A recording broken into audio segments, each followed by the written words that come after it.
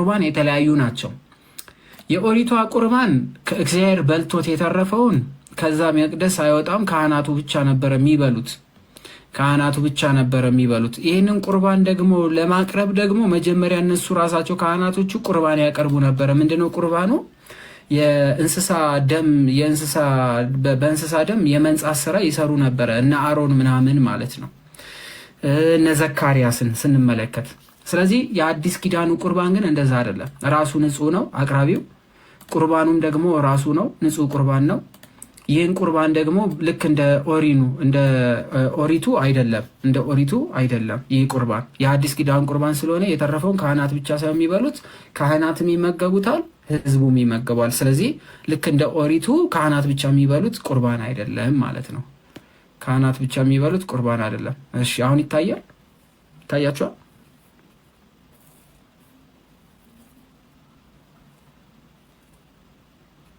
እሺ ይታያል ብዬ ላስብሽ። ስለዚህ የኦሪቷ ቁርባንና የአዲስ ዓመት ልል ነበር፣ ይቅርታ። እሺ ለነገሩ አዲስ ዓመት ነው። እሺ የአዲስ ኪዳን ቁርባናችን የተለያየች ናት ማለት ነው ሁለቱ። እሺ ስለዚህ ቁርባን ማለት መንፈሳዊ አማ፣ ስጦታ፣ መስዋዕት፣ መባ ለአምላክ የሚቀርብ የሚለውን ትርጓሜ ይዘናል ብዬ አስባለሁ። ሚስጥረ ቁርባን የተባለው ምስጋና ማቅረብ ማለት ነው ትርጉሙ። ሚስጥረ ቁርባን ስንል ምስጋና ማቅረብ ወይም ደግሞ የጌታ እራት ወይም ደግሞ ሚስጥራዊ እራት ተብሎ ይጠራል። አንድ የመሆን ሚስጥር ተብሎ ይጠራል። ስለዚህ እነዚህ ሁሉ የቁርባን ስም ነው። ምስጋና ማቅረብ፣ ሰዎች ምስጋና ማቅረብ ማለት ምንድነው? ሰዎች ጸሎት አድርሰው ምን ይላሉ? በመጀመሪያው ሳምንት ማግስት በተገናኛችሁ ሰዓት እያለ ቅዱስ ጳውሎስ ይጽፍላቸው ነበረ። የአዲስ ኪዳኗ ሰንበት ማግስት የተባለችዋ ሰንበት እሁድ ናትና፣ ስለዚህ በዕለተ እሁድ ምስጋና በአንድነት ሆኖ ያቀርቡ ነበረ እያለ ቅዱስ ጳውሎስ ይናገራል። የጌታ ራት ተብላ ትጠራለች። ሚስጥራዊው ራት ተብሎ ይጠራል። አንድ የመሆን ሚስጥር ተብሎ ይጠራል ማለት ነው። ሌላው የተጠመቁ ምዕመናንና የጌታችን የመድኃኒታችን የኢየሱስ ክርስቶስ ቅዱስ ሥጋና ክቡር ደም መቀበል ሚስጥረ ቁርባን ይፈጽማሉ። ምን መሆን አለባቸው? መጀመሪያ ምን መሆን አለባቸው? መጠመቅ አለባቸው። ለምን ሲባል የክርስቶስ አካል ለመሆን ግዴታ መጠመቅ ስለሚያስፈልግ። የመሰረታት ማን ነው ታዲያ? ይሄን ቁርባን መሰረቷ ማን ነው? ከማን ነው መነሻው የሚል ጥያቄ ብዙ ሰዎች ይጠይቃሉ። የማያውቁ መሰረቷ ጌታችን መድኃኒታችን ኢየሱስ ክርስቶስ ነው። የሚስጥረ ቁርባን ትምህርት አስተማረ በማለት ይናገራል። የዮሐንስ ወንጌል ምዕራፍ 6 ቁጥር 28 ላይ ማግኘት ትችላላችሁ። እነ ምህረትአብ ከስር ያስቀምጡላችኋል። ሌላው የሚስጥረ ቁርባን ስርዓትንም መስራቱንም እዚሁ የማቴዎስ ወንጌል 26 ታገኛላችሁ። ሌላም የሐዋርያ ሥራ ምዕራፍ 2 ቁጥር 42 ላይም ታገኛላችሁ። ስለዚህ መስራቹ ማን ነው ማለት ነው? የዚህ ስርዓት ጌታችን መድኃኒታችን ኢየሱስ ክርስቶስ ነው የመሰረታት። ይህችን መሰረት የጻለው ጌታችን ኢየሱስ ክርስቶስ ነው። እሺ እንቀጥል። እንደዚህ ይላል የማቴዎስ ወንጌል ምዕራፍ 26 ላይ ተመልከቱት።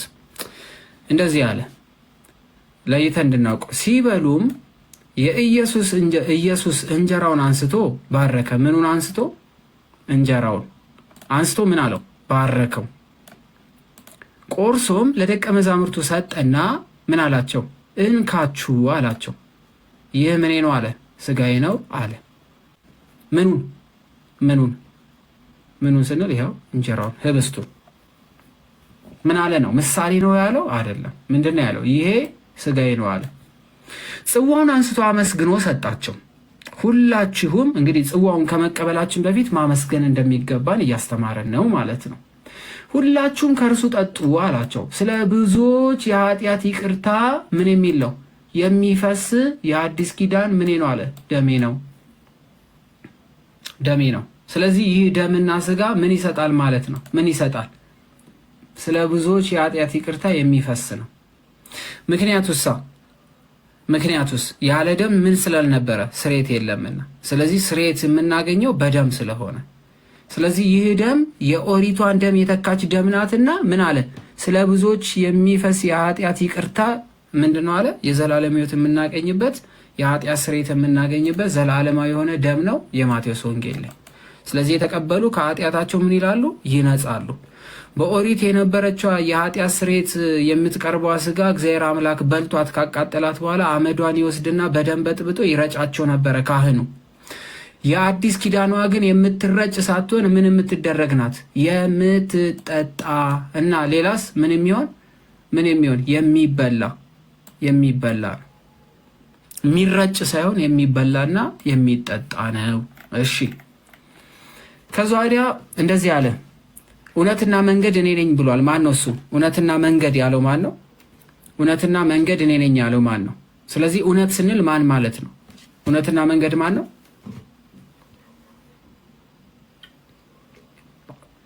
ሁላችሁም ጻፉት፣ እስኪ ጻፉ ሁላችሁም። እውነትና መንገድ ማን ነው? ቃል በቃል እግዚአብሔር የሚለውን እንተውና ቃል በቃል እስኪ ማን የተናገረው? እውነትም መንገድም እኔ ነኝ ያለው ማን ነው? በእርግጥ እግዚአብሔር ነው፣ ግን ቃል በቃል ማን ያለው? ኢየሱስ ክርስቶስ አይደለ? እውነትም መንገድም እኔ ነኝ ብሎ ኢየሱስ ክርስቶስ ቃል በቃል ተናግሯል። እሺ በጣም አሪፍ። እውነት እላችኋለሁ ሲል ምን እያረገ ነው ማለት ነው? ምን እያረገ ነው? ይህን የተናገረው ኢየሱስ ነው። እውነት እላችኋለሁ ማለት ምን ማለት ነው? ምን እያረገ ነው? ምህረተአብ ጎበስ ምን እያረገ ነው? በራሱ ምን እያለ እየማለ ነው። ምክንያቱም እውነት ስለሆነ እሱ። ስለዚህ በራሱ ምሎ እየነገረን ነው። መሐላው ደግሞ የእግዚአብሔር አምላክ ምናዊ ነው? የእግዚአብሔር መሐላ ጊዜያዊ ነው? ዘላለማዊ ነው? ጊዜያዊ ነው? ዘላለማዊ መሐላ ነው እየማለ ያለው። በራሱ ነው እየማለ ያለው። እውነት ማለት እሱ ነው። እውነት እላችኋለሁ ሲል በራሱ ምሎ እየማለልን ነው። ስለዚህ የእግዚአብሔር ቃል ኪዳን ዘላለማዊ ነው ወይንስ ጊዜያዊ ነው? ቃሉ ዘላለማዊ ነው ወይንስ ጊዜያዊ ነው? ጎበዞች፣ ዘላለማዊ ነው። በጣም አሪፍ። ስለዚህ ከዚህ በኋላ የምንሰማው ንግግር ጊዜያዊ ሳይሆን ምናዊ ነው ማለት ነው። ዘላለማዊ ቃል ኪዳን ነው። በቃ ከዚህ በኋላ አሁን የምንሰማው፣ ምክንያቱም ቃሉ ዘላለማዊ ነው እናምናለን። የተናገረው ክርስቶስ ነው እናምናለን። በራሱ ምሎ ነው እየነገረን ያለው። የእግዚአብሔር መሐላው ዘላለማዊ መሆኑን እናምናለን። ስለዚህ ከዚህ በኋላ የምንሰማው ቃል ዘላለማዊ የሆነ ቃል ነው። ስለዚህ ዘላለማዊ ቃል ማብቂያ የለውም ማለት ነው። እየሰማችሁት፣ የሰው ልጅ ስጋ ካልበላችሁ አለ። የሰው ልጅ የተባለው ማን ነው? አሁንም እንጻፍ እንዲገባል። የሰው ልጅ ተብሎ የተጠራው ማን ነው? የሰው ልጅ የተባለው ማን ነው? የሰው ልጅ የተባለው ማን ነው? አሁንም ከዚህ በኋላ የታመነ ቃል ስለሆነ አሁን የምንሰማው። ስለዚህ የሰው ልጅ የተባለው ማን ነው? ኢየሱስ ክርስቶስ። ለምን የሰው ልጅ ተባለ? ከማርያም ስለተወለደ። ከማርያም ተወልዶ የሰው ልጅ ተብሎ ተጠርቷል። ስለዚህ የሰው ልጅን ስጋ ካልበላችሁ ደሙንም ካልጠጣችሁ አለ። ስለዚህ ካልበላችሁ ካልጠጣችሁ እያለ ነው።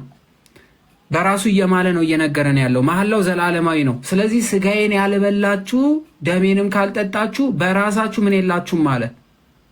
ምን የላችሁም አለ። ምን የለንም በራሳችን። ምን ያደርግልኛል የሚሉ ሰዎች አይታችኋል። ምን የላችሁም አለ።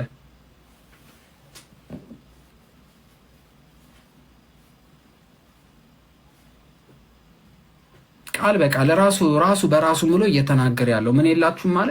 ህይወት የላችሁ። በቃ ለዛውም ምን አይነት ህይወት የሚለው እናያለን። እሺ ያልበሉት ህይወት የላቸውም። እሺ ህይወት የላቸውም። ስጋዬን የሚበላ ደሜን የሚጠጣ የዘለዓለም ህይወት አለው አለ ደግሞ። ስለዚህ የክርስቶስ ስጋና ደም እውነት ብሎ የማለበት ይህን ስጋና ደም አማናዊ ነው ብሎ የሚቀበል ምሳሌ ሳይሆን እውነት ነው። ምክንያቱም እውነት ብሏል። እውነት ነው ብሏል። እውነት ነው ማለት ስጋዬ ማለት ነው። እውነት ነው አለ። ደሜ አለ። እውነት ነው አለ።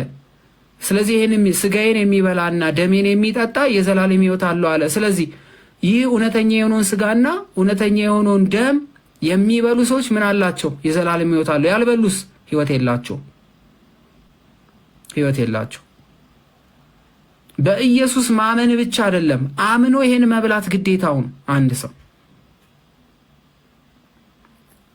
በኢየሱስ ብቻ አምኛለሁ የሚል ሰው ይሄን ካልፈጸመ ምን የለውም? የዘላለም ሕይወት የለውም። ያው በራሳችሁ ሕይወት የላችሁ። ማመን በቂ አይደለም እያለ ነው። የዘላለም ሕይወት የለውም። እሺ እንቀጥል። በዚህ ብቻ እንቆምም፣ እንቀጥል። ከዛ ምን አለ? እኔ መጨረሻውን ቀን አስነሳዋለሁ አለ።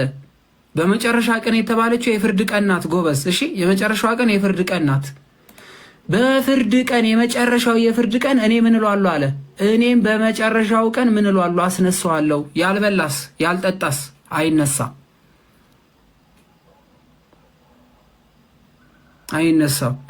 ማለት በስብሶ ይቀራል ማለት አይደለም። ወደ እግዚአብሔር መንግስት አይገባም። ካልበላ ካልጠጣ አይገባም። በመጨረሻ ቀን አስነሳዋለሁ ያለውን አያስነሳውም። የሚነሱ ህይወት ያላቸው ናቸው፣ ህይወት የሌላቸው ግን ሟች ናቸው። ስለዚህ አይነሱማ። እሺ እንቀጥል። አሁን ነው ሌላው ጨዋታ የሚጀምረው። ራሱ እየተናገረ ነው፣ በራሱ ምሎ ነው እንግዲህ የጀመረው። እሺ ስጋዬ እውነተኛ መብል አለ። ስጋዬ ምንድን ነው አለ? አሁን ውሸት ነው አለ። የውሸት ነው ይሄ ቺፕስ ምናምን ነክረ ምናምን የሆነ ዝም ብለህ እየተቀላመጥክ ራስህ አንስተህ የምትበላው ምናምን አይደለም። ምሳሌ ምናምን አይደለም። ምንድን ነው አለ? ስጋዬ ምንድን ነው አለ? እውነተኛ መብል ነው፣ ፌክ አይደለም እያለ ነው። ፎርጂድ አይደለም። ይህን ያላመነ ሰው መቀበል አይችልም። እውነት የእግዚአብሔር ስጋ ነው ብሎ እውነተኛ መብል ነው ብሎ ካልተቀበለ ይፈረድበታል። እውነተኛ ነው። እሺ ስጋው ብቻ አይደለም፣ ደሜ ደግሞ እውነተኛ ምንድን ነው አለ? መጠጥ ነው አለ። ጁስ ነው፣ ሚሪንዳ ነው፣ እንትን ነው ምናምን ነው አላለም። ምክንያቱም እየሰጠ ያለው ህብስቱንና ወይኑን አንስቶ ነው። ለምንድን ነው ህብስትና ከስንዴ የተሰራውን ህብስትና ወይኑን ማቅረብ ያስፈለገው? ለምንድን ነው? ክህነቱ ከመልከ ጼዴቅ ጋር ተመሳሳይ ስለሆነ አብርሃምና መልከ ጼዴቅ በተገናኙበት ሰዓት መስዋዕት ያቀረቡት የመልከ ጼዴቅ መስዋዕቱ ስንዴ ስለነበረ፣ ለምን ስንዴ ቢወድቅ ሺህ ሆኖ ስለሚነሳ ህይወት ስላለው በስብሶ የማይቀር ስለሆነ፣ ወይኑ ደግሞ ደም ስለሆነ የደም መልክና እንደ ደም አይነት ስለሆነ፣ ስለዚህ ለአዲስ ኪዳን የሚፈሳውን የሚቆረሰውን የክርስቶስን ስጋና ደም መልከ ጼዴቅ በስንዴና በወይን ያቀርብ ስለነበረ አብርሃምም አስራት ከፈለ እያለ በኦሪቱ ይናገራል። ስለዚህ ቅዱስ ጳውሎስ የመልከ ጼዴቅን ክህነትን ከክርስቶስ ጋር አገናኘው። ክርስቶስን ምን አንስቶ እውነት ነው አለ?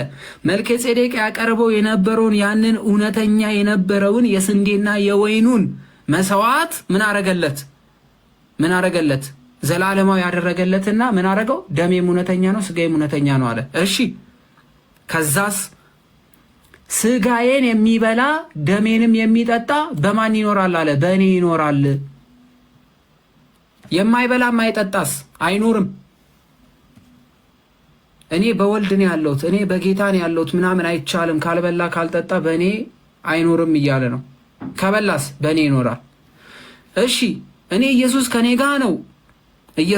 ጋ ነው ብሎ ለማለት እሳ ደግሞ እኔም በእርሱ እኖራለሁ አለ። ምን ለሚሆን? ለሚበላ። ለማይበላውስ ግን ከእርሱ ጋር አይኖርም። ለምን? ስጋውንና ደሙን እውነተኛ ብሎ አልተቀበለምና። አልተቀበለማ። ስለዚህ እግዚአብሔር ኢየሱስ ክርስቶስ በሱም አይኖርም፣ ይህ ሰውዬም በክርስቶስ ውስጥ አይኖርም። ምን ካልሆነ? ይሄን ካልተገበረ፣ ይሄን ካልሰራ። እሺ ይሄ ብቻ አይደለም፣ እንቀጥላለን። ስለዚህ ቅዱስ ቁርባን ከዚህ ትምህርት ከክርስቶስ ትምህርት ስንነሳ ቅዱስ ቁርባን የዘላለም ሕይወት ይሰጠናል። አዎ የዘላለም ሕይወት ታገኛላችሁ ብሎናል። ቲክ ራይት። እሺ ቅዱስ ቁርባን ስርየተ ኃጢአትን ያስገኛል። አዎ የኃጢአት ስርየትን የሚያስገኝ እውነተኛ የሆነ አማናዊ አዲስ ኪዳን መስዋዕት ነው የቀረበው። እውነት ነው፣ ትክክል። ቅዱስ ቁርባን ኃጢአትን ልጓም ሆኖ ያገለግላል። አዎ ከክርስቶስ ጋር የሆኑ አካል የሆኑ ያለ ነቀፌታ እንዲመላለሱ ጳውሎስ አስተምሯል። ትክክል። የክርስቶስን ቅዱስ ቁርባን የተቀበሉ አካል የተባሉ ዘላለም ሕይወት ያላቸው ኃጢአትን አይሰሩም። እውነት ነው፣ ቲክ።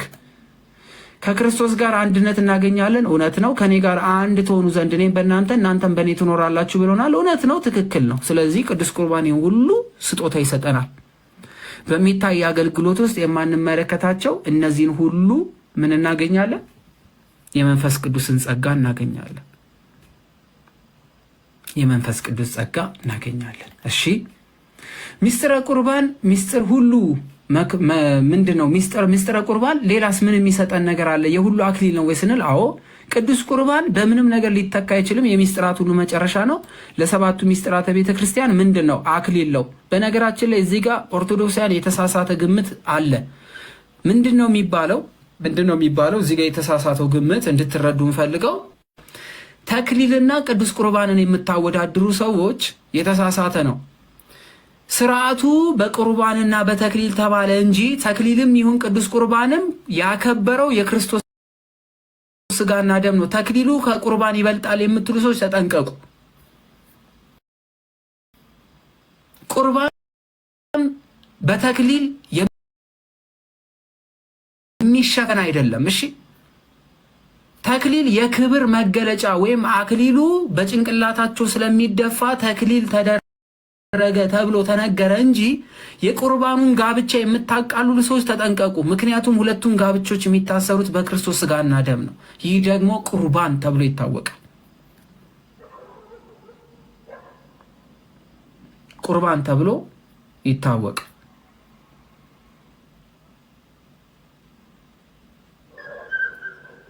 ስለዚህ ለምንድን ነው ተክሊል ከቁርባን ከፍ ያለ ቦታ የተሰጠው ሲባል በንጽህናና በድንግልና የሚፈጸም ስለሆነ እንጂ ሁለቱም የሚከብሩት በክርስቶስ ስጋና ደም ነው። ቅዱስ ቁርባን ያገቡ ሰዎችን አቅላችሁ የምትመለከቱ ተሳስታችኋል። ዞሮ ዞሮ ተክሊሉም ቁርባኑም የሚፈጸመው በክርስቶስ ስጋና ደም። ግን እሳ የማን ክብር ይበልጣል ስንል ከጨረቃ ክብር የፀሐይ ክብር ይበልጣል።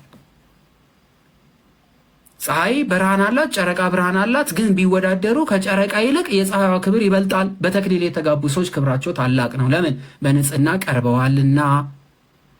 እነዛስ ንጹህ አይደሉም ወይ? ናቸው።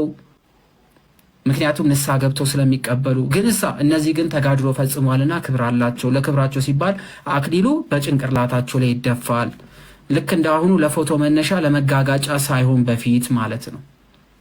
አሁን ድንግልና ያለውም የሌለውም ምን ያመጣሉ በሚለው እየገባችሁ ነው። እግዚአብሔር ፊት ምስክር የሆናችሁትን አክሊል እሳት ይሆንባችኋል። ምን አለበት እንደው በቅዱስ ስጋው ብታገቡ። እንደዚህ ስላለ ነው። እሺ እውነቷን ነው የምናወራው። ሚስጥራት ተብሎ ይጠራል። የሚስጥራት ሁሉ ሚስጥር ተብሎ ይታወቃል። መደምደሚያ 4 ነጥብ ስለሆነ ቅዱስ ቁርባኑ ሌላው አንድ ተጠማቂ ተጠምቆ እንደወጣ የግዴታ ቅዱስ ቁርባን መቀበል አለበት። ይሄ ለድህነት የምንደረገውን ጥምቀት ሳይሆን የልጅነት ጥምቀት የንሳውን ጥምቀት አላልኩ፣ የልጅነት ጥምቀት። ወንድማችን ደምረው እርግጠኛ ነኝ ቅዱስ ቁርባን ተቀብሏል ተጠምቆ። ቄደር ከሆነ ግን ጊዜ ይሰጠዋል፣ ጠብቅ ይባላል። አለበለዚያ ይቀበላል ከንስሐ አባት ጋር ተማክረው። አንድ ተንሳይ ቀኖናውን ሲጨርስ ማለትም ጥፋት ሰርቶ ንስሐ ገብቶ ቢሆን አንድ ሰው ቀኖና ሲጨርስ ከካህን ጋር ተማክሮ አሁን መቁረብ ትችላለህ ተብሎ በቅዱስ ቁርባን ያንን የንስሐውን ሂደት ያትሟል። ለምን? የኃጢአት ስርየት የምናገኝበት መደምደሚያ የኃጢአትን እየሰማችሁ የኃጢአት ስርየት የሚገኘው አማናዊ የሆነ ክርስቶስን ስጋና ደም ለሚመገቡ ነው። ምክንያቱም የአዲስ ኪዳን ምን ስለሆነ ለአዲስ ኪዳን ምን ስለሆነ የአዲስ ኪዳን ምንድን ነው?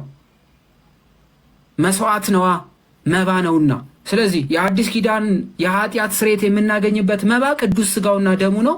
ስለዚህ የክርስቶስን ልጅነት ለማግኘት በነቀፌታ የነበሩ ሰዎች ድጋሜ ከነቀፌታቸው ሲድኑ ሊድኑበት የሚችሉት የኃጢአት ስርየት የምታስገኘዋን ቅዱስ ቁርባን መስዋዕቱን መቀበል ግዴታ አለባቸው። ካልተቀበሉስ ቀኖናቸው አልተፈጸመ። ይሄን ካልተቀበሉ ቀኖናቸው ድምዳሜ የለውም፣ 4 ነጥብ የለውም፣ ገና ክፍት ነው። ምክንያቱም ከክርስቶስ ስጋና ደም አልተካፈሉ፣ የኃጢአት መደምሰሻ የሆነቿን አላገኙም። ተጋቢዎች ከስርዓተ ተክሊል በኋላ አስቀድሰው ቅዱስ ቁርባን መቀበል ግዴታ አለባቸው። ተክሊል ብቻ በቂ አይደለም። ተክሊሉን ያከበረው ቅዱስ ቁርባኑ ነው። ተክሊሉ ቁርባኑን አላከበረውም። ቁርባኑ ተክሊሉን ያከብረዋል እንጂ አንዳንድ ሰው ተክሊሉ ቁርባኑን የሚባርከው ይመስላችኋል። ቅዱስ ቁርባኑ ነው ተክሊሉን የሚባርከው።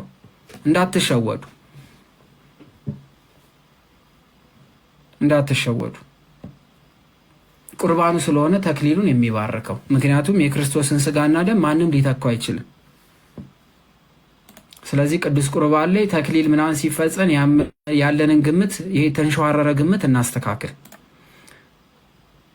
ክህነት የሚቀበሉ በዕለቱ ይቆርባሉ። ለምሳሌ ዲያቆናት፣ ካህናት፣ አገልጋዮች ድቁና ሲቀበሉ፣ ክህነት ሲቀበሉ በዕለቱ ቅዱስ ቁርባን መቀበል ግዴታ አለባቸው። ክህነታቸው በቅዱስ ቁርባን ምን ስለሚል ስለሚከብር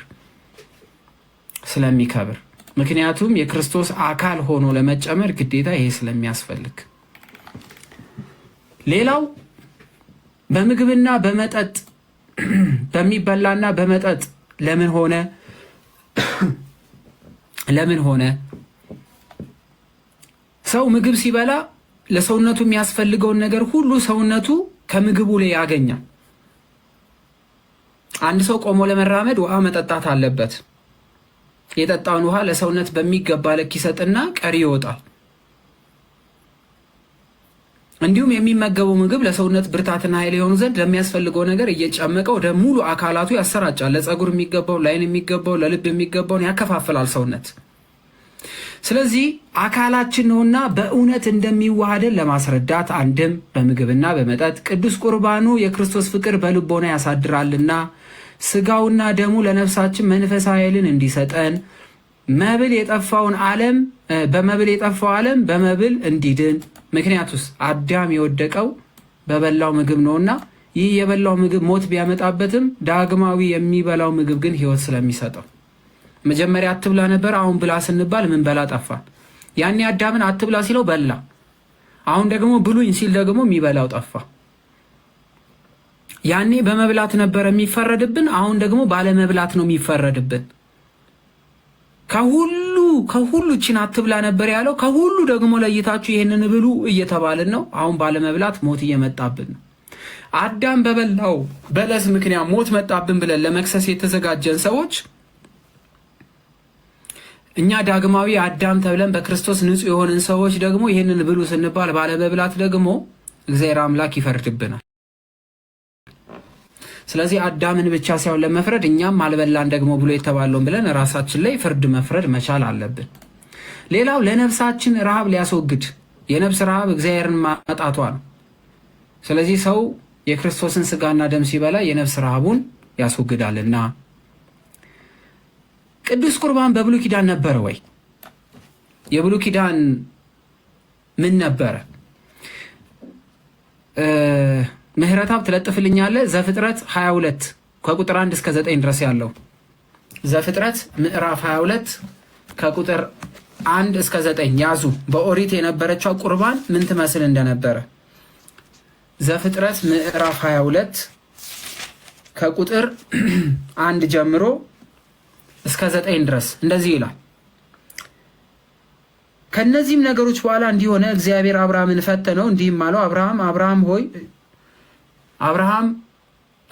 ሆይ እርሱም እነሆ አለው አለ፣ የምትወደን አንድ ልጅ ይስሐቅን ይዘህ ወደ ከፍተኛው ተራራ ሂድ፣ እኔም በምነግርህ በአንድ ተራራ ላይ በዚያ መስዋዕት አድርገህ ሰዋው በማለት ልጁን መስዋዕት አድርጎ እንዲያቀርብለት ጠይቆት ነበረ።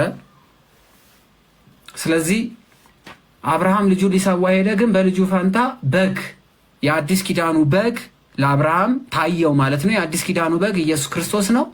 ስለዚህ የይስሐቅን ሞት ከልክሎለት በይስሐቅ ሞት ፋንታ በጉ ሞተለት። ለእኛ ለሰው ልጆች ደግሞ በእኛ ፋንታ በግ ተብሎ የተጠራው ኢየሱስ ክርስቶስ የአዲስ ኪዳናችን እርሱ የማይሞት አምላክ በስጋው ምክንያት ሞት ተቆጠረ ሲል የመጀመሪያው የአብርሃም መስዋዕት።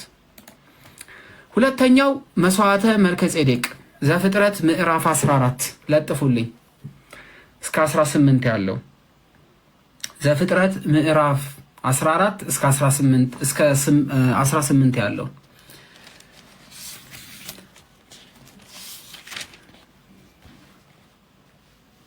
ምዕራፍ 14 ከቁጥር 18 ጀምሮ እንዲህ በማለት ይናገራል። የሳሌም ንጉሥ መልከ ጼዴቅም እንጀራና የወይን ጠጅ አወጣ። ጌታችን ኢየሱስ ክርስቶስም ቅድም እንዳየነው እንጀራና ወይኑን ነበር የቀዳው። የሳሌም ወይም ደግሞ ሳሌም ማለት የሰላም ንጉሥ ማለት ነው። ስለዚህ የአዲስ ኪዳን የሰላም ንጉሳችን ኢየሱስ ክርስቶስ ነው። ይህ ደግሞ የኦሪቱ ነው መልከ ጼዴቅ። ስለዚህ ምን ይዞ ወጣ? የሳሌም ንጉሥ መልከ ጼዴቅ እንጀራና ወይን ጠጅ አወጣ። እርሱም የልዑል እግዚአብሔር ካህን ነበረ ይላል። የማን ካህን? የልዑል እግዚአብሔር ካህን። አብርሃምንም ባረከው። አብርሃም ሰማይና ምድር ለፈጠረ ለልዑል እግዚአብሔር የተባረከ ነው። ጠላቶች በእጁ ላይ ጣልልህ፣ ልዑል እግዚአብሔር ብሩክ ነው አለው። አብርሃምም ከሁለቱ አስራትን ሰጠው። የሰዶም ንጉሥ አብርሃምን ሰዎቹን ሰጠኝ፣ ፈረሶቹን ግን ለአንተ ውሰድ አለው። አብርሃም የሰዶምን ንጉሥ እያለን የቀረበው የመልከ ጼዴቅ መስዋዕት እንደነበረች እናያታለን። ስለዚህ የኦሪቷ መስዋዕት ተብላ ተጠርታለች፣ የአዲስ ኪዳን ምሳሌ። ሌላው እስራኤል ከሞት በኩር የዳኑበት በግ እዚህ ዘጸአት ምዕራፍ 12 ላይ እንደምናገኘው መልአኩ ለመቅሰፍ ወደ ግብፅ በገባበት ሰዓት ላይ ለአዲስ ኪዳን የመዳን ምልክት ይሆን ዘንድ የኦሪቱ በግ ታርዶ በበራቸው ላይ ደሙን ቀቡት። ስለዚህ በበጉ ላይ ደሙን ቀብተውት ነበረ። ስለዚህ በጉን የቀቡት ሁሉ ከዚህ ሞት አመለጡ። የበጉ ደም ምልክት ሆኖ ከሞት አተረፋቸው። የበጉን ደም ግን ያልቀቡት ግን የበኩር ልጆቻቸው ሁሉ ተወሰደችባቸው። ስለዚህ የአዲስ ኪዳን ምሳሌ በግ ዘጸአት 12 ሕዝበ እስራኤል ሄዳነበት። ሌላው ለእስራኤል የወረደው መና ነው። የዮሐንስ ወንጌል ምዕራፍ 6 ቁጥር 49 ላይ ክፈቱልኝ። ለእስራኤል የወረደው መና ሞት አምጥቶባቸው ነበረ። ይህንን ቅዱስ ዮሐንስ በዚህ በወንጌሉ ላይ ይነግራቸዋል። የአዲስ ኪዳን መናችን ግን ኢየሱስ ክርስቶስ ሕይወት የሚገኝበት እንጂ ሞት የሚገኝበት አይደለም። ሞት የሚገኝበት አይደለም። የሕይወት እንጀራ እኔ ነኝ በማለት አባቶቻችሁ በምድረ በዳ መናን በሉ ሞቱ። ነገር ግን የሕይወት እንጀራ የሆነ ኢየሱስ ክርስቶስን የበላ ግን አይሞትም። ስለዚህ የኦሪቷ ምሳሌ ነበረችዋ ለእስራኤል የወረደችዋ መና፣ ለአዲስ ኪዳን ግን ኢየሱስ ክርስቶስ የዘላለም ሕይወት ሆኖ ያችን መና ተካት። የኢሳይያስ ፍም የአዲስ ኪዳን ቁርባን ምሳሌ ኢሳይያስ 6:1 አውጡት።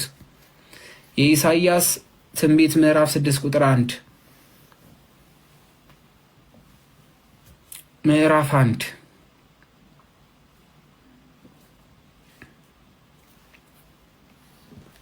የአዲስ ኪዳን የፍም እሳቷ ሲለጥፉት ታዩታላችሁ። ስለዚህ እነዚህ ሁሉ እስካሁን የዘረዘርናቸው በጠቅላላ ምንድናቸው ማለት ነው? በኦሪት የነበረችዋ ምንድናት? በኦሪት የነበረችዋ የአዲስ ኪዳን ምሳሌ።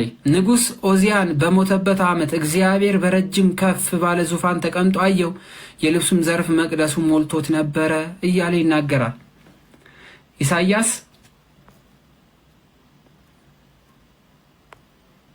ምዕራፍ 1 ምዕራፍ 6 ከቁጥር 1 ላይ። ስለዚህ እነዚህኞቹን እየተናገረ ይሄዳል። የኢሳይያስ የፍም እሳቷ ያቺን የፍም እሳት ከንፈሩን ባስነካ ጊዜ ከምኑ ድኗል? ከለምጽ ወጥቶ ነበረና፣ ከለምጽ ድኖ ነበረና። ስለዚህ እቺ መስዋዕት ናት። ህብስትና ወይን ለምን ሆነ? የሚቀጥለው ጥያቄ ህብስትና ወይኑ ለምንድን ነው የሆነው? ለምን ህብስት ሆነ? ለምን ወይን ሆነ? ምሳሌው ክህነቱ ለወልደ እግዚአብሔር ለኢየሱስ ክርስቶስ ክህነት ምሳሌ ሆኖ የተጠቀሰው መልከ ጼዴቅ በስንዴና በወይን ይሰዋ ስለነበረ፣ ስለዚህ የመልከ ጼዴቅ ክህነት ከማን እንደሆነ አይታወቅም። እናትና አባቱ አይታወቁም። እናትና አባት የለውም ይላል። ስላልተገለጡ ነው እንጂ የሰው ልጅ ከእናትና አባት ይወለዳል። ስለዚህ መልከ ጼዴቅ እናትና አባቱ አይታወቁም። ክህነቱን ከማን እንደሆነ አይታወቅም። ስንዴና ወይንን ይሰዋ ነበረ። ይህንን ደግሞ አብርሃምን ሄዶ ሲሰዋ ቅድም ጠቅሰኗል። ትንቢቱ ይፈጸም ዘንድ አንደኛው ደግሞ ልበ አምላክ ቅዱስ ዳዊት እንደዚህ ብሎ ነበረ። ልበ አምላክ ቅዱስ ዳዊት ትንቢት ተናግሮ ነበረ። ምን ብሎ? በልቤ ደስታ ጨመርኩ አለ። ለምን? ከስንዴ ፍሬና ከወይን ከዘይትም ይልቅ በዛ አለ።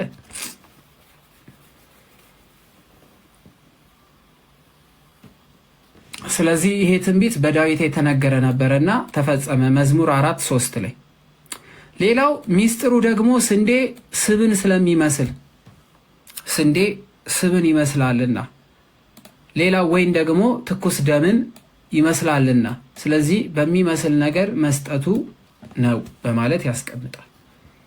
ህብስቱ እና ወይን የሆነበት ምክንያት፣ በሌላ የማይሆንበት ምክንያት ይሄ ነው መሰረቱ ክርስቶስ ያደረገው። የስጋው ወደሙ መለወጥ ሚስጥር፣ ስጋና ደሙ እንዴት ነው የሚለወጠው የሚል ነገር ትምህርት አለ። ይህን ትምህርት በደንብ ያዙ እሺ። ኦርቶዶክስ የምትለውና ሌሎች የሚሉት የተለያየ ትምህርት ስለሆነ ኦርቶዶክስ ተዋህዶ የምትለው ሚስጥራዊ በሆነ መንገድ ህብስቱ አማናዊ እውነተኛ የክርስቶስ ስጋ፣ ጽዋው አማናዊ የክርስቶስ ደም ይሆናል ነው የምትለው። በምናዊ ሚስጥራዊ በሆነ መንገድ፣ ሚስጥራዊ በሆነ መንገድ። ይህም የሰው አእምሮ ተመራምሮ የማይደርስበት ምን ስለሆነ? አምላካዊ ምስጢር ስለሆነ። ለምን? ህብስቱን ምን ስላደረገው? ህብስቱን ስጋዬ ነው ብሏል። አይ እንዴ ይሄማ ዳቦ ነው ስንዴ ነው አላሉትም፣ ነው ብለው ተቀበሉ። ወይኑን ደሜ ነው ሲላቸው ኧረ ይሄ ወይን ነው ብለው አልተከራከሩትም፣ ደሙ ነው ብለው ተቀበሉና፣ ስለዚህ አምላካዊ ምስጢር ስለሆነ። ነፍስ የተለየው መለኮት የተዋሃደው ስጋና ደም ነው የምትለው፣ ይሄን በደንብ አስምሩበት። ብዙዎች የማናውቀው ታሪክ ነው። እሺ ብዙዎቻችን አናውቀው። ነፍስ ያልተለየው መለከት የተዋሃደው ስጋና ደም ብንል ኖሮ ያልሞተውን ክርስቶስን እንናገር ነበረ፣ ስለ አርቡ ሳይሆን ስለ ሐሙስ እናወራ ነበረ።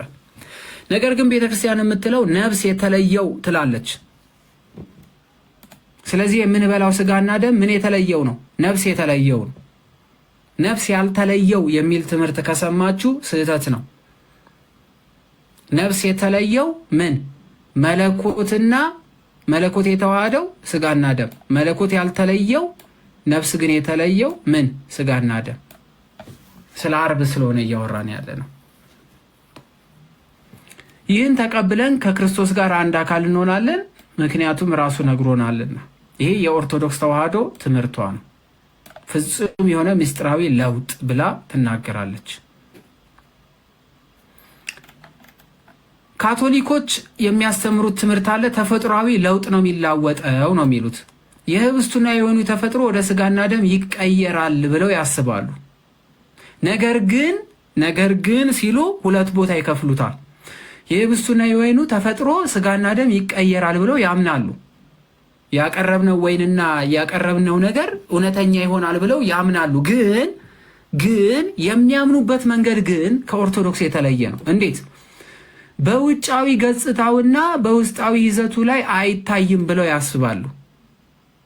እውነት አይሆንም ማለት ለሚመለከቱት ሰዎች ይሄ እውነት የሚቀየር አይደለም ብለው ያስባሉ። ውጫዊ ገጽታውና ውስጣዊ ይዘቱ ላይ አይታይም ብለው ነው የሚያምኑት። አይታይም ከበላ ነው በኋላ ይቀየራል ብለው ነው የሚያስቡት እንጂ ገና ሲበሉት ነው ብለው አይደለም። ይሄ በሂደት የሚቀየር ሂደታዊ ቅያሪ ይመጣል ብለው ነው። ምን ማለት ነው ሲል ተቀይሮ ልክ ክርስቶስ ስጋ፣ ደም፣ ነፍስን፣ መለኮትን ልክ እንዳለ ይሆናል። ተቀይሮ ነው የሚሉት። ከበላ ነው በኋላ ይቀየራል እኛ ውስጥ ብለው ነው የሚያስቡት። ይህ ደግሞ ትክክል ትምህርት አይደለም። መጀመሪያውኑ ሳይበሉት በፊት ይህ ስጋዬ ነው ደሜ ነው ብሎ ክርስቶስ ያስተማረውን እነሱ አይቀበሉ። ስንበላው ነው ሐዋርያት ሲበሉት ነው የተቀየረላቸው ብለው ነው የሚያስቡት። እሱ ግን ይህ ስለ እናንተ የተቆረሰ ነው ብሎ ገና ሳይመገቡት በፊት እንዲበሉት ነግሯቸዋል። ስለዚህ ኦርቶዶክስ ተዋህዶ አይ ስንበላው ሳይሆን ገና ስንቀበለው የተቀየረውን እውነተኛ የክርስቶስ ስጋና ደም ነው እንጂ እኛ ውስጥ ገብቶ የሚቀየር አይደለም ብላ ታስተምራለች። እነሱ ግን ይቀያየራል ብለው ያስተምራሉ። ይሄ ትክክለኛ ትምህርት አይደለም። ሌላው ሉተራኖች አሉ፣ የሉተር ተከታዮች አሉ። ሉተር የሚከተሉ የሉተርን ትምህርት ተቀብለው የሚሄዱ የክርስቶስ ስጋና ደም ከህብስቱ ከወይኑ ጋር አብሮ በህብረት ይገኛል ነው ብለው የሚያስቡት። አራት ነገር ነው የሚበሉት። አራት ነገር ምንድነው የበላችሁት ስንላቸው ቺፕስ ይሉናል። ከዛ ወዲያ ደግሞ የክርስቶስ ስጋ ነው ይሉናል። እሺ ምንድነው የጠጣችሁ ስንል ወይን ይሉናል። ወይም ደግሞ ምንድነው የሚሉን? ወይን እንኳን አይጠጡም እነሱ። ምንድነው የሚሉን? ምንድነው ቪንቶ ቪንቶ የጠጣን ይላሉ። የክርስቶስ ደም ስንል አይ ከሱ ጋር አብረን አስበነው የጠጣ ነው ምኑን ቪንቶና ደሙን። ስለዚህ 4 ያደርጉታል ነው። አትሳቁ፣ ተው። የሌላ ሰው ሃይማኖት አንንካሽ። እኛ ትምህርቱ ላይ እናተኩር። ተው፣ ትምህርቱ ላይ ረፉ። ስለዚህ የክርስቶስ ስጋና ደምን ከህብስቱና ከወይኑ ጋር አብሮ በህብረት ይገኛል ብሎ ነው የሚያስቡት፣ ደባልቀው ማለት ነው። ማለቴም ስንበላው ይሄንንም በልተናል ይሄንንም ነው የበላ ነው የሚል አይነት አስተሳሰብ ነው የሚያስተምሩት ነው። የሚቀበሉትም ስጋውና ደሙ እንዲሁም ህብስቱና ወይኑን አብረን እንቀበላለን ብለው ነው የሚያስቡት ነው። ሁሉንም አንድ ላይ ነው የምንቀበለው ብለው ያስባሉ። አማናዊ የሆነውን የክርስቶስን ስጋና ደም ነው ብለው አይቀበሉም። ስለዚህ የበሉት ብስኩትም ቢሆን የሆነም ነገርም ቢሆን ምንም ብስኩትም በልተናል ስጋውንም በልተናል ብለው ሁለቱን ይደምራሉ። እሺ ተሐድሶ የሚባሉ ደግሞ አሉ። ታውቃላችሁ? ተሐድሶች እነ ማን ነበሩ? እነ ቃላዋዲ ትናንት የገባው አይነት እኔም ማርያምም እኩል ነን የሚለው አይነት ተሐድሶ፣ ጴንጤም አንለው ኦርቶዶክስ አንለው ጆቫ አንለው ከሁሉም የሆኑት ሚክስ የሆኑት ደግሞ እንደዚህ ብለው ያስባሉ። በቁርባኑ ላይ ክርስቶስ በአካል አይገኝም ብለው ያስባሉ። ቁርባኑ ላይ ክርስቶስ በአካል አይገኝም በምን እንጂ በመንፈስ ነው እንጂ። ስለዚህ የምንበላው ስጋና ደም ቢሆንም የምንበላው ዳቦና ወይን ነው፣ በመንፈስ ነው እንጂ የምንበላው የክርስቶስ አካል አይደለም ብለው ይክዱታል። አካሉ ይህ ስጋዬ ነው ደሜ ነው ያላቸውን ይክዱታል፣ አይቀበሉም። አይደለህም የበላነው ዳቦና የጠጣነው ወይን ነው ብለው በመንፈስ ግን እናገኘዋለን ብለው ነው የሚያስቡት እንጂ እውነት ነው ብለው አይቀበሉም። እውነት ነው ብለው አይቀበሉም ማለት ነው። አይቀበሉት። እነዚህ ተሐድሶች ናቸው። በህብስቱና በወይኑ ላይ ተፈጥሮ ይዘት ላይ የሚደረግ ምንም አይነት ለውጥ የለም። በቃ የምንበላው ዳቦ ነው የምንጠጣው ወይን ነው ብለው ደምድመዋል። እነዚህ ሰዎች እግዚአብሔር አምላክ ይግለጥላቸው፣ መንገዱን ያሳያቸው። ወንጌሉ ላይ እየነገራቸው አልተቀበሉትም። የራሳቸውን ሀሳብ እየተገበሩ ነው ማለት ነው። ሌላው መንፈስም ከክርስቲያኖች ከክርስቶስ ጋር ያገናኛቸዋል ብለው ነው እንጂ የሚያስቡት በቀጥታ ይህ የምንመገበው የምንጠጣው የክርስቶስ ስጋና ደም አያገናኘንም ብለው ያስባሉ። ይህ ከክርስቶስ ስጋና ደም ጋር የሚያገናኘን መንፈስ ቅዱስ እንጂ የበላነው የጠጣነው የክርስቶስ አካል አይደለም ብለው ገንጥለው አውጥተውታል። ገንጥለው ነው ያወጡት። ስለዚህ አንቀበልም ይላሉ። የኦርቶዶክስ አልገባኝም ያለ ኮሜንት አይቻለሁ። ወደ ኦርቶዶክስ ልመለስ። እነዛ እንደዛ ብሎ ሲያስቡ ኢትዮጵያ ኦርቶዶክስ ተዋህዶ ግን በፍጹም በሆነ ሚስጥራዊ ለውጥ ይለወጣል ብላ ታምናለች። ልክ ክርስቶስ እንዳስተማረው ነፍስ የተለየው ስንል የጌታችን የመድኃኒታችን የኢየሱስ ክርስቶስ ስጋና ደም የተቆረሰው ዓርብ ቀን ነው።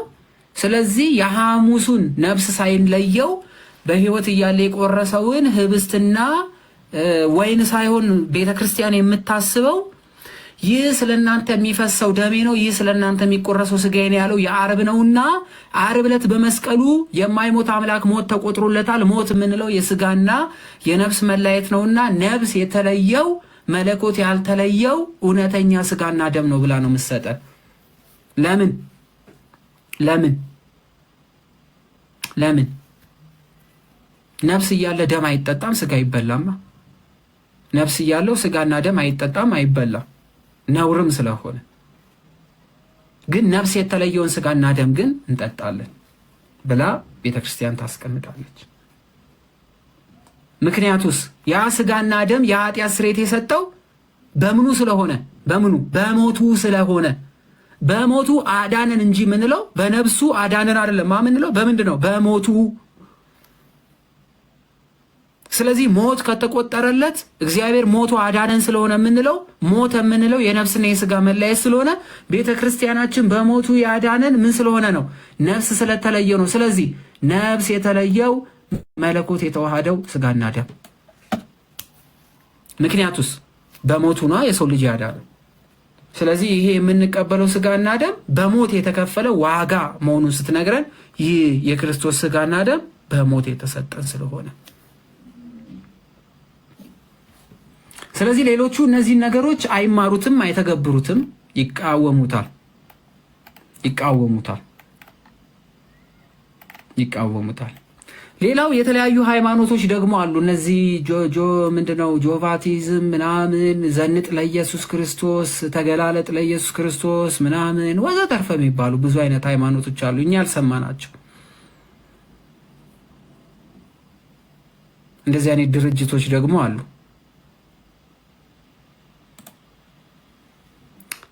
ህብስቱና ወይኑ የክርስቶስ ስጋና ደም መታሰቢያ ነው እንጂ እውነተኛ አይደለም ብለው ይክዳሉ። እነዚህንም የሚቀበል የክርስቶስ መታሰቢያ ነው እንጂ የሚያደርገው ትክክለኛ ነው ብሎ አይቀበሉ። ለምሳሌ ኦንሊ ጂሰሶች ምናምን አይቀበሉም። እውነተኛ ስጋ ይሉ መታሰቢያ ነው የሚያደርጉት።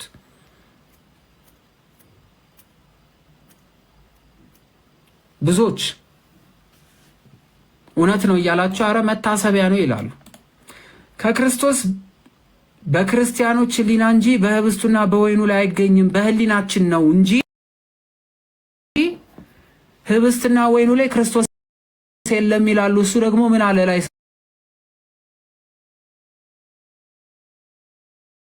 ስንመለከት ምንድነው ያለ?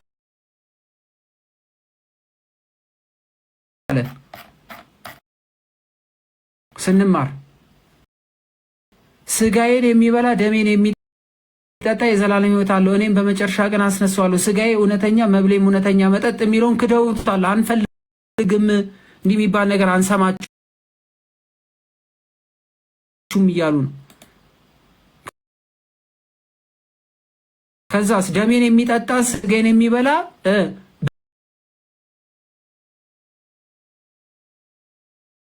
በእኔ ይኖራል ያለውን አረ እንዲህ ብሎ ነገር የለም፣ እኔም በእርሱ እኖራለሁ የሚለውን ብሎ ነገር የለም፣ እሱ ተሳስተዋል እያሉን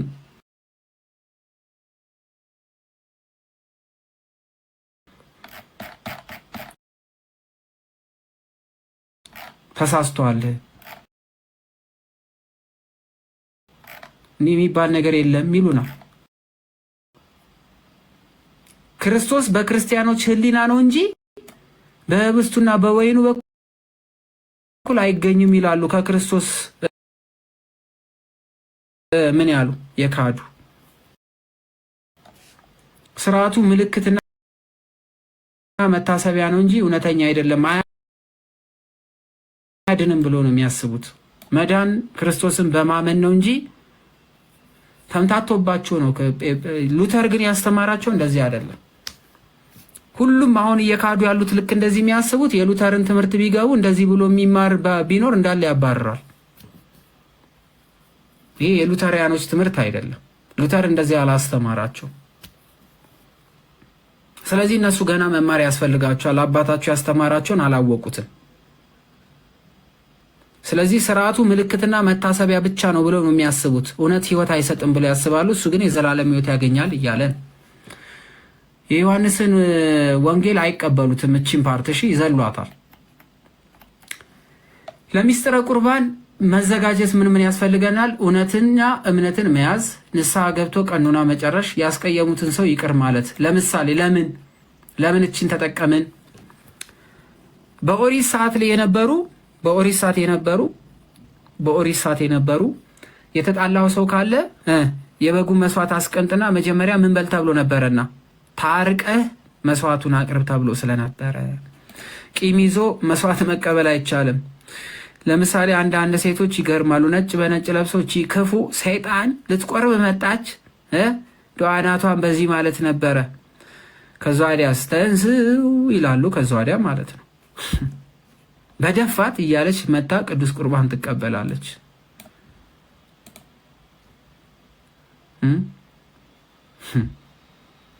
ሌላው የቤተ ክርስቲያንን ሕግጋት ማክበር ግዴታ ነው።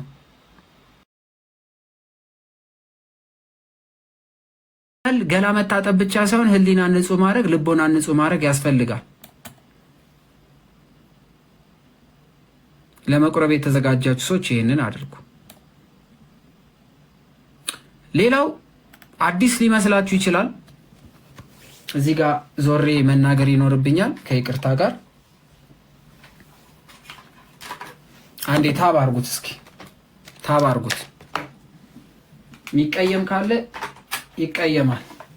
አንዳንድ ልማዶችን እዚሁ ጋር ላንሳቸውና ወደ ትምህርቱ እንመለሳለን። ልማዳዊ ቅዱስ ቁርባን ላይ ልማዳዊ የሆኑ ስህተቶች፣ በቅዱስ ቁርባኑ ላይ የሚደረጉ የልማድ ስህተቶች፣ ልማዳዊ ስህተቶች በደንብ እየሰማችሁ ከቆረበ ሰው ጋር የቆረበን ሰው ብቻውን አትልቀቁት፣ ሰይጣን እንዳያገኘው። የቆረበን ሰው ብቻውን አትልቀቁት፣ ሰይጣን እንዳያገኘው። ራሱ ሰይጣን የዛን ቀን የቆረበውን ሰውዬ ይሸሸዋል። እሺ፣ ሰይጣን አያገኘውም። የዛን ቀን ይሸሸዋል። ሰይጣን ራሱ ባለበት አይደርስም። ታዲያ ለምንድን ነው የሚጠበቀው ሲባል ምናልባት 18 ሰዓታትን ጾሞ ስለሆነ ያ ሰው የአካል ውድቀት እንዳያጋጥመው፣ ራሱን አዙሮት እንዳይደማ። በደንብ እየሰማችሁ የሚቃወም መብቱ ነው። ያ ሰው ወድቆ አዙሮት 18 ሰዓታትን ስለሚጾም እንዳይወድቅ፣ እንዳይጎዳ፣ እንቅፋት እንዳይመታው እየሰማችሁ። ስለዚህ አንድ ሰው የሚቆርብ ሰው ከሰው ጋር መሄዱ ጥቅሙ ለዛ ለቆረበው ነው፣ ደም መፍሰስ ስለሌለበት። እሺ፣ ደም ስለሌለበት። ሁለተኛ ከቆረበ ሰው ጋር ያልቆረበ ሰው ጋር የቆረበ ሰው መብላቱ የቆረበውን ሰው ያረክሷል የሚሉ ሰዎች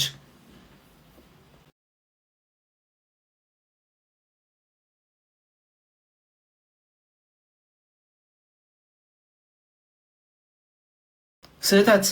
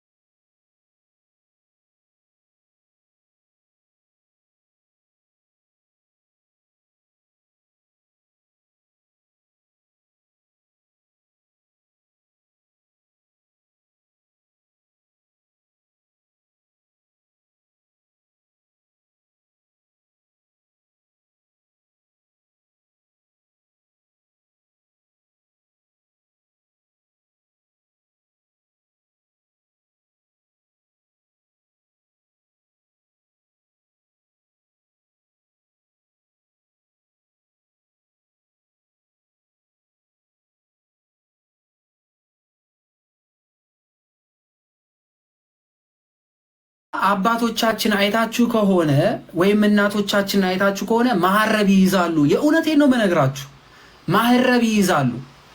ያ መሐረብ ሌላ ቀን የሚናፈጡበትን ወይም ንፍጥ ወይም ፈሳሽ ነገር የሚያደርጉበትን አይደለም የሚይዙት። ቅዱስ ስጋውና ደሙ ሲቀበሉ ለብቻው የሚይዟት ናት። ምን ያደርጋታል? እንደዚህ ያደርጋሉ፣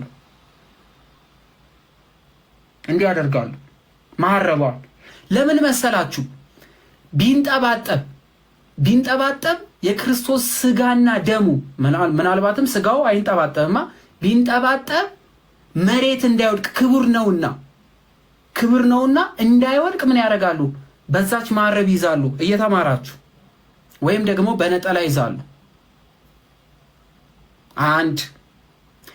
18 ሰዓታትን ጾመዋልና ሲበሉት ወይም ደግሞ ሲጠጡት አቅለሽልሾቸው ምናልባት ቮሚት ቢያደርጉ መሬት ላይ አይወድቅም።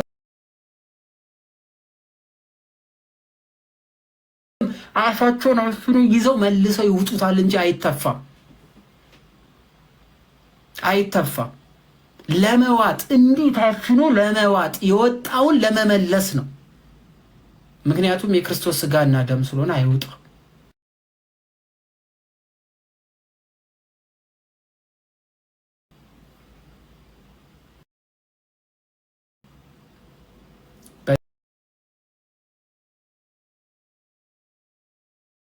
በደንብ ያዙ።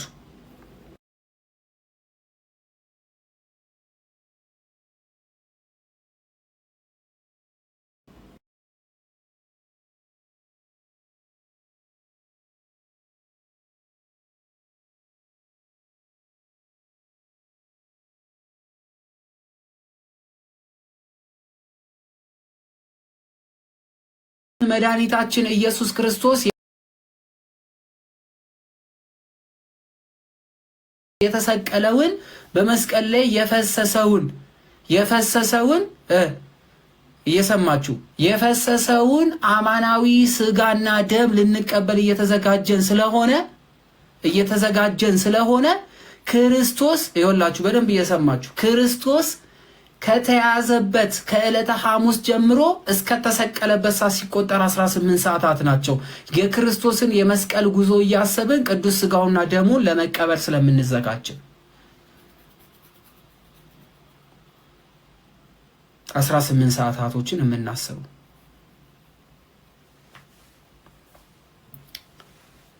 ከቆረብን በኋላ እጅ የታጠበ ሰው ኃጢአተኛ ነው አይባልም። እጅ አትታጠቡ የተባለው ንጹህ ስለሆንን ነው፣ ንጽህና ስላለን ነው። ብንታጠብስ ግን ኃጢአት ነው? ቅዱስ ቁርባን ይረክሳል? አይረክስም። ቅዱስ ቁርባን እጅ በመታጠብ አይረክስም። ቅዱስ ቁርባን እኮ የሚረክስ አይደለም፣ የረከሱትን የሚቀድስ ነው። እንዳትሳሳቱ። እጅ ያልታጠብነው ወይ ፊት ማንታጠበው የዛን ቀን በቅዱስ ስጋና ደም ቅዱስ ስለሆንን ነው እንጂ ድንገት እጅ የታጠበ ብታይ ውሻ አታርጉት። አንተ እጅ ቁርባኑን አረከስከው። ድሮ ምናን ቁርባን አይረክስም። ቁርባን የረከሰ ይቀድሳል እንጂ የሚረክስ አይደለም። የተሳሳተ ትምህርት።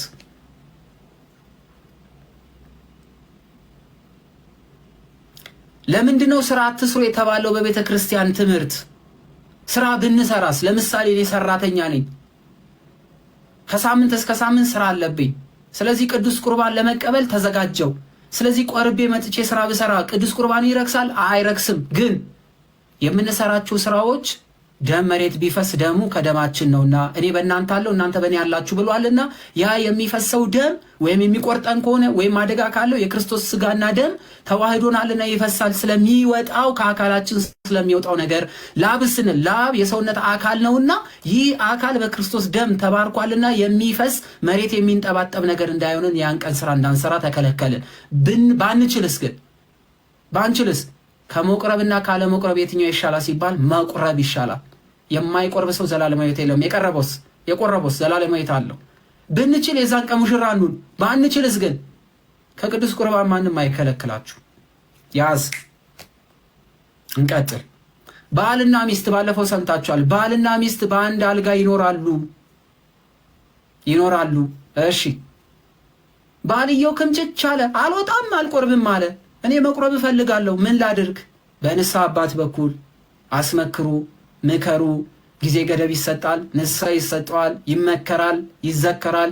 እምቢ ሲልስ ግን ባል በሚስት ትቀደሳለች፣ ሚስት በባል ትቀደሳለች። እሷ እየቆረበች ትጠብቋለች፣ እሱ ወደ ቅዱስ ቁርባን ይመጣል። ሚስትና ባል አይለያዩ።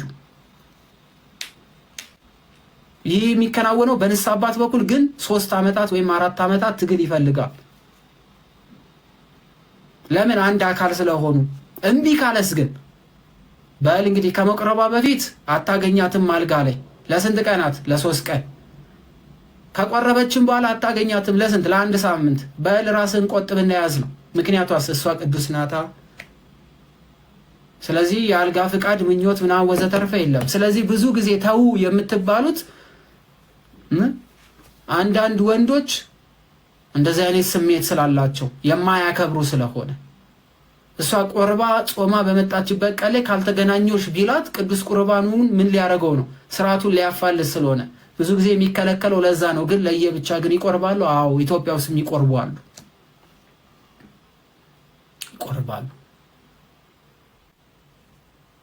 ሌላ ጥያቄ በቅዱስ ቁርባን ላይ ምን ነበር የተነሳው? ልጅ እስከ ስንት ዓመት ነው መቁረብ የሚችለው? ያላገቡ ሰዎች በየዕለቱ ወራዊ ግዴታ ሴቶች ካልመጣባቸው፣ ጉንፋን ካልያዛችሁ፣ የሚፈስ ነገር ካፍንጫችሁ ከአካላችሁ ካልወጣ በስተቀር በየቀኑ ቅዳሴ የምታስቀድሱ ከሆነ ብቁ ከሆናችሁ የክርስቶስን ስጋና ደም መቀበል ትችላላችሁ። ራሳችሁን የምትቆጣጠሩ ከሆነ። ባልና ሚስትስ ግን በየቀኑ መቁረብ አይችሉም። ለምን? እንዴ የስጋ ፍቃድ ይኖራላ፣ የስጋ ምኞት ይኖራል። ስለዚህ ለስጋ ፍቃድ ነው የተጋቡት ከዝሙት ለመከልከል። ስለዚህ ምን ይሆናል? ምን መሆን አለበት? ወይ በ40 ቀን ወይ ደግሞ በአመቱ 3 ጊዜ ሊቀበሉ ይችላሉ አንድ ላይ ሆነው። በደንብ እያያችሁ እየሰማችሁ። እሺ ህፃናት እስከ ስንት እድሜያቸው ነው ያለ ንስሐ አባት መቀበል የሚችሉት? እስከ 7 ዓመታቸው። ከ7 ዓመት በኋላስ የንስሐ አባት ሊኖራቸው ይገባል። የቤተሰባቸው የንስሐ አባት ለዛ ልጅ ራሱን ችሎ እስከሚወጣ ንስሐ አባቱ ነው። ስለዚህ የንስሐ አባት አስይዟቸው ከ7 ዓመት በኋላ ለሚሰሩት ኃጢአት ተጠያቂ ይሆናሉ። 7 ፍጽምና ስለሆነች 7 ፍጹም ሆኖ ራስን ወደ ማወቅ ስለሚሸጋገሩ። እሺ ሌላ ጥያቄ፣ የአልጋ ቁራኛ የሆኑ ሰዎች እንዴት ቅዱስ ቁርባን ይቀበሉ? ከአልጋ ማይነሱ የማታውቁ ካላችሁ መቀበል ይችላሉ። ቅዳሴ ከተቀደሰ በኋላ ከንስሐ አባት ጋር ተነጋግራችሁ ቅዱስ ስጋውና ደሙ ወደ ቤት ይመጣል። የግል ቤት መጥቶ ቅዱስ ቁርባንና ቅዱስ ደም ይሰጣል። ሊሞት የደረሰ ሰው በቤታቸው ይከናወናል። የአልጋ ቁራኛ የሆኑ መነሳት የማይችሉ ወገባቸው የማይታጠብ ሰዎች ቤታቸው ቅዱስ ቁርባን ማግኘት ይችላሉ በንስሐ አባት በኩል። እንቀጥል። ሌላ የቅዱስ ቁርባን ላይ ጥያቄ፣ ቅዱስ ቁርባን ላይ ቆርቤ ኃጢአት ብሰራስ? ንስሐ የሚባል ነገር ተሰጥቶናል። እስካልሞት ንስሐ አለን። በንስሐ ታጥበን ድጋሜ ወደ ቅዱስ ቁርባን መምጣት እንችላለን። ሌላ ጥያቄ፣ ቅዱስ ቁርባን ላይ የሚነሳ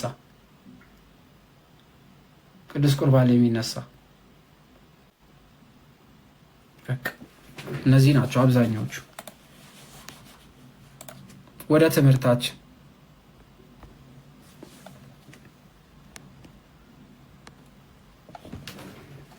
እሺ። ማክስ እንትን ምንድነው? ማክስ አይደል? ኦኬ እሺ፣ ሶሪ። አይ ምህረታ ለምንድነው ረረረ ብዙ መሰረታዊ ነገሮች አሉ። 6 ነገሮች የቀሩ ላስታውሳችሁ።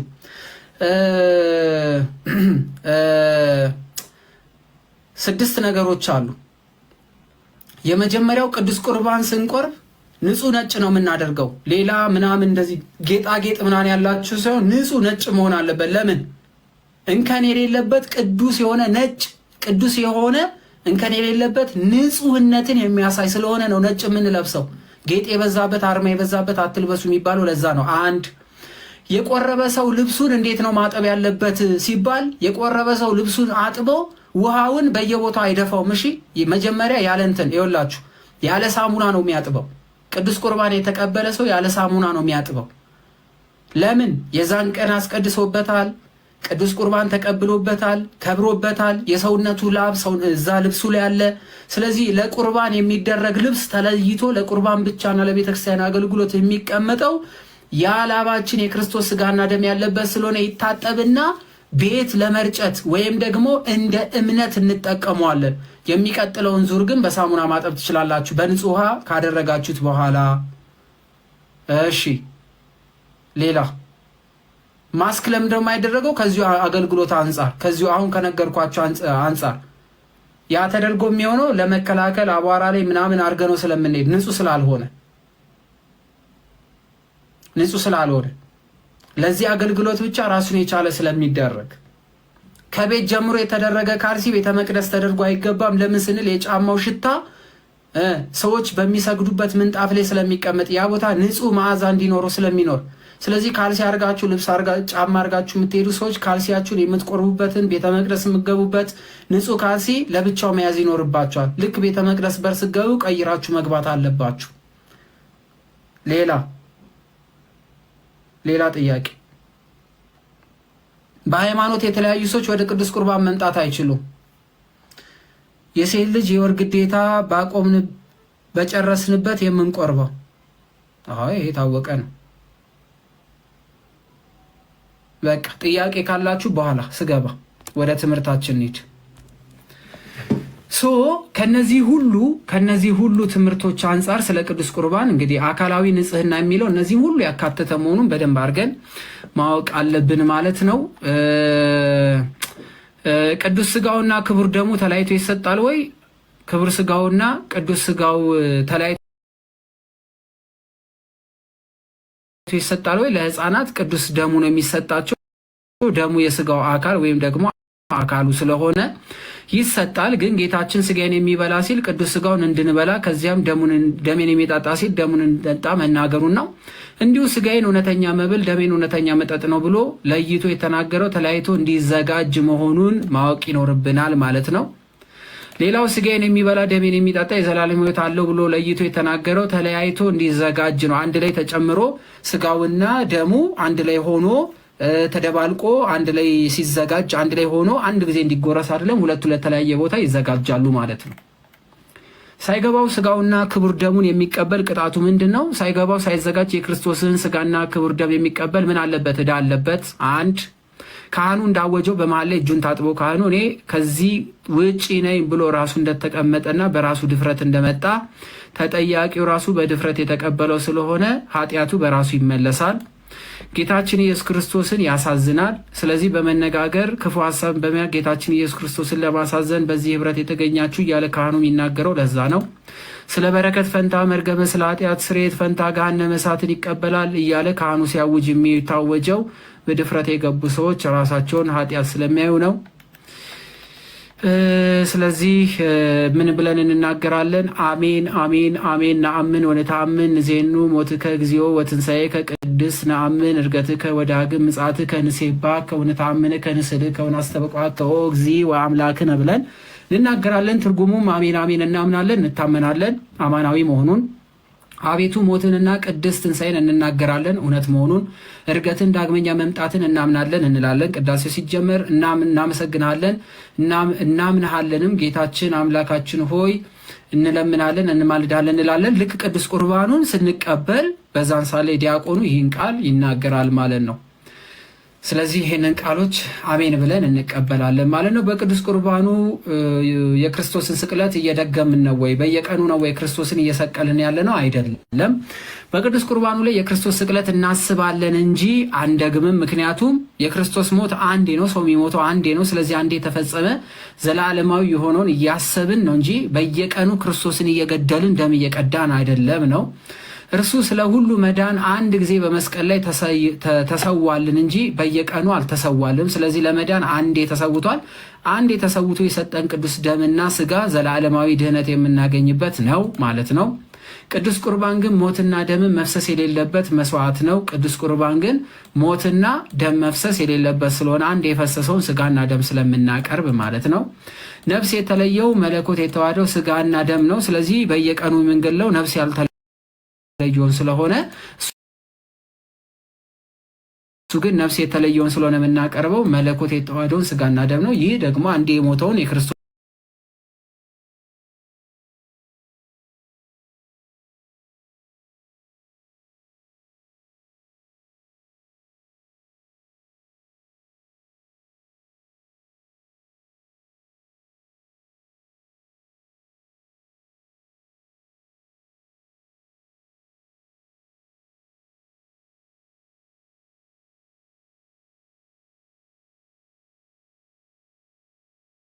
መስዋዕት አቅራቢ ካህን ነው። ስለዚህ ሊቀ ካህን ራሱ ክርስቶስ መስዋዕት አቅራቢ ሆኖ ራሱ መስዋዕት ሆኖ ራሱ መስዋዕት ተቀባይ ሆኖ ቀርቦልናል። የኦሪቱን ስንመለከት እና አሮን እናያለን። ስለዚህ ከካህናት ውጭ መስዋዕት ማቅረብ የሚችል የለም። ዛሬ ማንም ሰው ተነስቶ እንደፈለገ የሚያቀርበው ቁርባን ተቀባይነት የለውም ከመጽሐፍ ቅዱስ አንጻር። በመስቀል ላይ የቀረበው መስዋዕት አንድ ጊዜ ነው። ክርስቶስም አንድ ጊዜ ነው የሞተልን። እኛም ደግሞ ለኃጢአት ምን ሞተው አንዴ ይሆናል ማለት